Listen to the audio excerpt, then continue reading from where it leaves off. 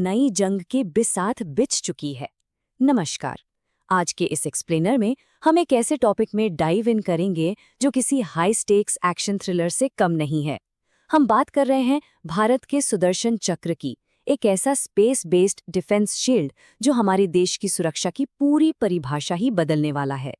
अब जरा इमेजिन कीजिए, अगर कोई आपके घर के ठीक बाहर बहुत ऊंचाई पर एक ऐसा कैमरा लगा दे जो दिन रात आपके घर के अंदर की हर हरकत पर नजर रखे, तो आप क्या करेंगे?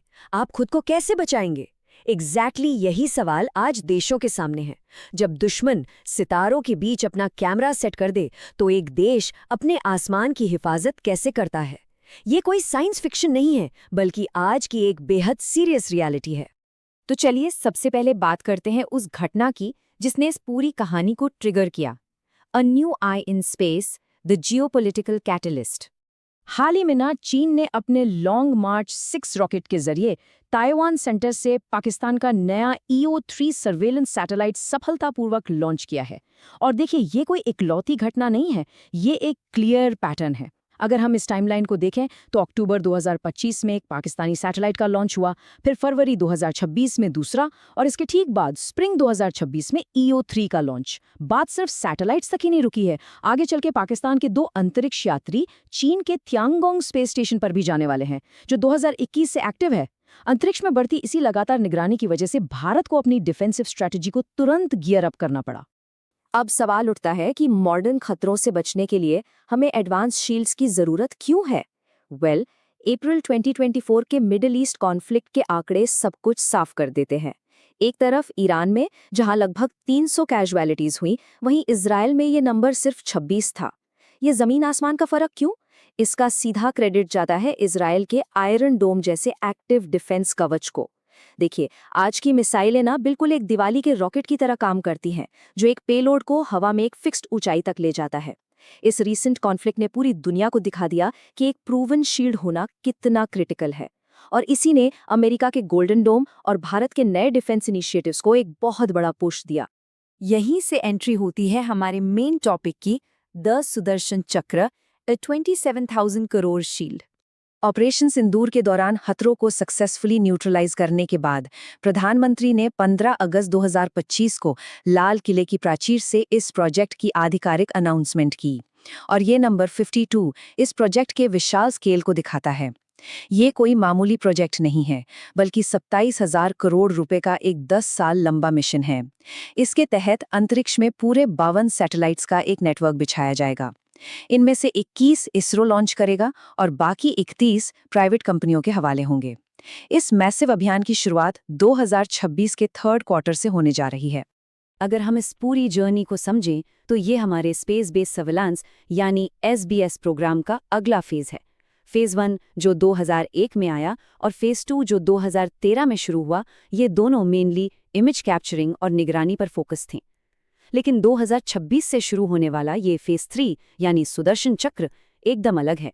ये सिर्फ देखने के लिए नहीं है, ये इंटीग्रेटेड एक्टिव डिफेंस के लिए है।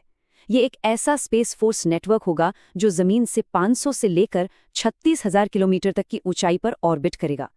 लिटरली अंतरिक्ष में एक अभेद्य दीवार। अब आइए समझते हैं कि ये काम कैसे करेगा। 3 layers of defence, the technology. Sudarshan चक्र का ये powerful orbital shield basically 3 cutting edge satellite तकनीकों से मिलकर बनेगा। सबसे पहले है सिंथेटिक अपर्चर रडार या SAR। ये टेक्नोलॉजी इतनी कमाल की है कि चाहे घने बादल हों, कोहरा हो या भारी बारिश, ये 24 घंटे बिल्कुल साफ देख सकती है। दूसरा लेयर है इलेक्ट्रो ऑप्टिकल। इसमें ऐसे हाई डेफिनेशन कैमरा लगे हैं जो स्पेस से टैंक और बंकर जैसे छोटे छोटे टारगेट्स को भी एकदम सटीक तरीके से देख सकते हैं। और तीसरी लेयर है कम्युनिकेशन और डेटा रिले, एक हैक प्रूफ और एंटी जैमिंग नेटवर्क। और सबसे जबरदस्त बात क्या है पता है? ये सैटेलाइट्स आर्टिफिशियल इंटेलिजेंस का इस्तेमाल करेंगे। किसी भी खतरे को डिटेक्ट करते ही ये अर्ली वार्निंग को सीधे जमीन पर मौजूद S-400 आकाश सिस्टम और कॉम्बैट ड्रोन्स को भेज देंगे। मतलब रिस्पॉन्स टाइम एकदम 0।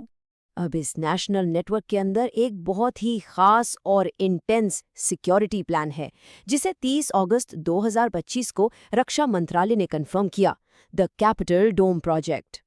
यह प्रोजेक्ट हमारी राजधानी दिल्ली के लिए एक अति सघन सुरक्षा व्यवस्था है। यह एक ट्राई लेवल अप्रोच है। आउटर रिंग, मिडिल रिंग और इनर रिंग।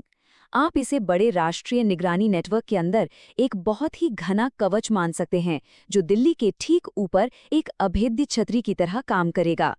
पर आखिर दिल्ली को ही इस एक्स्ट्रा प्रोटेक्शन की जरूरत क्यों है? इसका रीजन बहुत साफ है।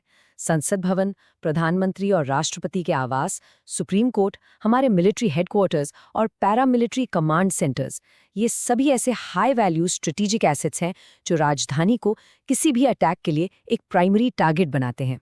इसी खतरे को पूरी तरह न्यूट्रलाइज करने के लिए इस मल्टी लेयर डोम की रूपरेखा तैयार की गई है। लेकिन रुकिए, इस सुदर्शन चक्र के सामने सबसे एडवांस्ड और सबसे बड़ा चैलेंज क्या है? वो है ट्रैकिंग हाइपरसोनिक थ्रेट।